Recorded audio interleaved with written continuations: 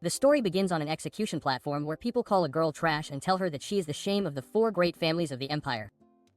The girl, our protagonist, continues walking without paying attention to what they are saying, but a boy tells her that even in the face of her end, she still dares to wear expensive clothes.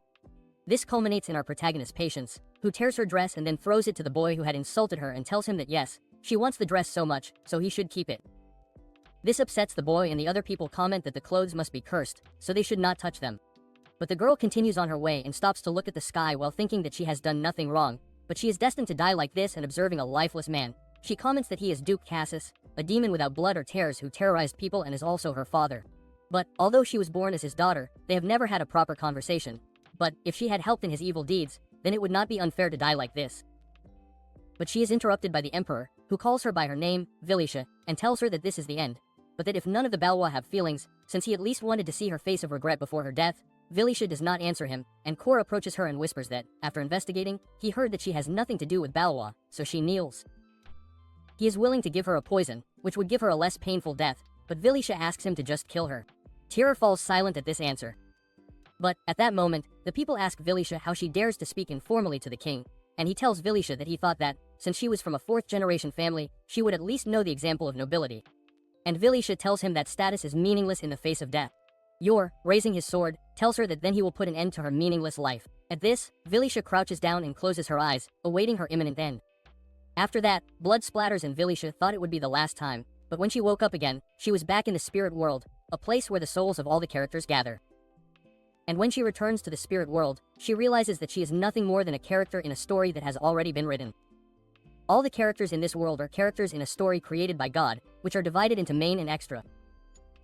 The main character can create the story however he wants, but the extras are a different case, since they cannot say what they want and it is impossible if they want to escape the framework of the story and must live a life that faithfully follows the role assigned to them. And those who repeat that life endlessly are called professional extras, and she was also one of those extra professional souls.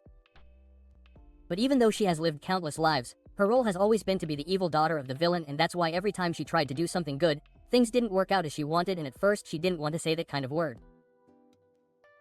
It hurts that she only hurt people, but she couldn't do anything about it, since she was living a life where she couldn't move as she wanted, and only when she returned to the spirit world like now did all her memories return. But anyway, this life was the hardest of all, since the boy who called himself her father was obsessed with her mother and couldn't even have a conversation with him. And that's why there were rumors that she was an abandoned princess, and it was true, since she grew up all alone. But perhaps, if she had made her father obsessed with her, she wouldn't suffer the fate of being executed. But she returns herself to reality, since a villain can't be a fool, and the only people who can interpret the original work are the main characters, and not the extras, since sometimes history can be rewritten. This happens when the regressor obtains God's mercy, but this is only allowed to the main ones and, as extraterrestrials, something they can't even dream of, but she is taken out of her thoughts, as she is about to be sent to her new life. And, a little confused, she wonders if this time will be different, because it is her 100th regression and, before being sent to her new life, she asks that they please not let her feel alone again. After that, when Vilisha wakes up, she notices that her features and characteristics are the same as her previous life, since she has black hair like the last time, but she is interrupted by a maid, who asks her, what is she doing sitting there, since if she asked him for food, she has to pay for it. But Vilisha, a little surprised, thinks that it is a face she has seen, and without thinking, Alice's name slips out, but the maid slaps her asking if she ate something bad to dare to call her by her name so carelessly. And Vilisha, surprised, confirms that she really is the head maid. But why is the piece of crap person who bothered her in her previous life here and scared?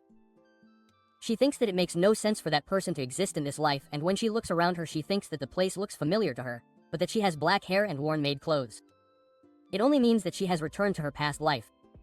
So to get out of doubt she asks Alicia who she is, but she asks if she is really acting crazy because she does not want to clean. And calling her Vilisha asks if she has forgotten her name, she is surprised. She thinks that she has really regressed and does not tell that her life begins living hidden with her mother Vivian, who was afraid of her husband's perverse obsession. Casis, even after discovering that she was pregnant, left the Valois castle and asked the Viscount for help, but Vivian ended up being treated worse than the commoners, and now she has returned to the days she lived with her mother in the Viscount's mansion, but she does not understand why she has returned, since it means that only the protagonists can do that. But at that moment the Viscount appears asking, why is there so much commotion? Alice tells him that he told Vilisha to mop, but she did not listen, so he was treating her.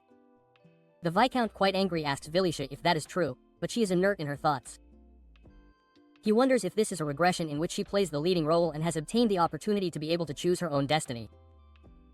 So to confirm it, she pinches her cheek and checks that it hurts and is not a dream. But both Esra and Alice think that she has gone crazy, so he asks, what happens if the little one does not listen? Alice replies that he must be disciplined. And Villana, hearing this, remembers that every time she was disciplined, she was taken to an isolation room where she couldn't eat or drink anything. But anyway, and it's like the original story, her father will come here looking for her mother and end it all. But of course, her father is destined to die, but now more than ever she needs her father's name, so she gets up and asks Esra if she knows who her father is and how dare he treat her like a slave, and thinks that even if she later falls apart. Currently the Valois family is one of the 4 most prestigious families and she is a Valois, but Rek approaches her and tells her that he knows, and Villana then asks him how dare he treat a Valois that way. But Esra asks her if she really believes herself to be a member of the Valois, and then, pointing at Villana, she falls to the ground sitting down, which makes Esrekel give up on her, since she has barely touched her, and he tells her that if she wants him to treat her like a noble, he will, but if not, he knows that those who flee from their family are considered commoners or inferior, and also, her father has no humanity whatsoever, so don't even think that he will be looking for her. However, Villana replies that that will not happen, since he will come soon and eliminate him. This ends Esrek's patience, who grabs her and then throws her to the ground, telling her that he gave her a place to sleep and how dare she speak to him that way, and leaves, asking Alicia to send her to the disciplinary room where her mother is also. But upon hearing this, Villana is totally terrified, since her mother has never been in a disciplinary room, except for the time she faced death. A while later we see some guards taking Villana to the disciplinary room. She quickly approaches where her mother is. However, upon seeing her, she begins to cry, since she has apparently died while thinking that they say that regression is God's mercy. But this seems like a curse, and why does the same thing have to happen twice? But she hears a noise, so she quickly asks, who's there? And just at that very moment, lightning strikes, revealing that a blonde-haired boy is also in the isolation room. But Villana, upon seeing him, can't help but remember Per, the male protagonist, who eliminated her. But coming to herself, she thinks that it must not be the same person, so she asks the boy, what's his name? With difficulty speaking, he replies that his name is Yan. Villana is a little surprised, but she's still not 100% convinced, so she asks the boy to show her the color of his eyes. The boy falls silent, so Villana goes over to confirm it herself, and when moving the boy's hair, she reveals that his eyes are black, which surprises her a little, but then she apologizes to him, since she touched him recklessly, and remembers that Peter has golden eyes, so they are not the same person. But surprised, she wonders if he just apologized, but leaving that aside, she asks Sian if the Vizconde also brought him here. He looks away and does not answer, and then crouches down and starts to cry. But Villana sits down next to him and tells him that she was also locked up here, but then he hears a growl and Villana approaches him asking if something hurts. He answers that it does not, but at that moment his stomach growls even louder, which leaves Villana a little confused, but then he tells her that he is hungry, and upon hearing another loud growl, he happily tells her that he is quite hungry and thinks that it should be something good, so he takes out a piece of chocolate and tells Sian that, fortunately, he saved some for him.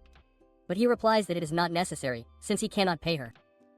This upsets Villana quite a bit, since it's the first time she's tried to do something good, but she calms down and tells Sian to take it, since she's allergic to chocolate and can't eat it anyway, but Sian tells her that he doesn't care and to just throw it away. But Villana wonders if she should go back to being bad, since being good isn't easy. But she grabs Sian by the arm and then brings him close to her face and, without him expecting it, she puts the piece of chocolate in his mouth and, with a sinister aura, tells him that she accidentally threw it in his mouth and that she's going to stop eating it. But Sian tells her that she hopes he doesn't ask her to pay for it in the future, but Villana just sits there watching him eat while thinking that a simple, thank you, is enough, but it feels good to have good behavior after that. The next day, Sian asks Villana if she can tell him her name. She introduces herself, but at that moment she thinks that she's never received love like the one her mother has given her. Sian asks what's wrong and Villana replies that his mother will sleep forever, which makes him sad and looks away. But Villana tells him that he doesn't have to feel sorry or anything like that, since he will stop living in a mess like this and start a better life. But sometime later night falls and we see Villana sleeping next to her mother's body, and when she wakes up her name is Ian, but she realizes that he has disappeared and goes over to check it. She wonders if he managed to escape. But what should she do now? However, at that moment, in front of her, a loud explosion happens and the rain of debris causes her to fall to the ground and lose consciousness for a moment, but despite her injuries she manages to recover and is surprised to see Duque Valois. He approaches Vivian's body and asks her to wake up, but when she doesn't receive an answer he brings her close to his face and shouts loudly at her to please wake up. However, he realizes that unfortunately she is no longer alive, and full of fury he turns his gaze to where Villana was and asks her who murdered her. Villana, scared, remains silent, but Casis approaches and with a rather terrifying aura tells her that he just asked who murdered Vivian, but she is seeing him. He only thinks that his 99th father is terrible, but this is how the villain is reborn. But, by remaining silent, Casis increases the pressure of his aura in the area, which causes Villisha to be unable to breathe, but he thinks that, even if he takes it out on her, her mother will not come back to life. But they are interrupted by Aemon, who asks Casis, "Who is that girl?" He tells her that it does not matter. However, Yaman is surprised to see Villisha and she thinks that again her father has not recognized her and the one who recognizes her is Aemon. On the other hand, Casis takes Vivian's body while asking Aemon to search the entire mansion. But at that moment Villisha tells him that he is really a fool, since he didn't even know where his loving mother was, but now he is coming for her and if he was looking for her so much, he shouldn't have been late. Casis tells her that he thought she was a fool, but apparently she can talk, but that they should continue with the investigation first. Aemon tells her that he doesn't think that is the main problem and that if her eye color and hair don't seem familiar. And I didn't hear a moment ago how that girl called Mrs. Vivian Mom. This leaves the room in complete silence, but then Casis says that they should take her first and then do a blood test. And Aemon approaches asking Villisha if she could come with them. She starts to follow him, but Aemon realizes that she has a hurt foot, so he asks if you bother her and picks her up. After that, we move on to the secret passageway in the basement, where Casis guards are holding Shrek, and Kasi approaches him, asking him to tell him why Vivian was confined. Shrek kneels down, calling him Excellency, and says that there must be a misunderstanding, since when Miss Vivian came to the mansion to stay for nothing, she looked like a noble in no one's eyes, and how could he have known that she was his wife? But that bothers Villisha, since it's a ridiculous excuse, since even her mother wore the Valois family symbol.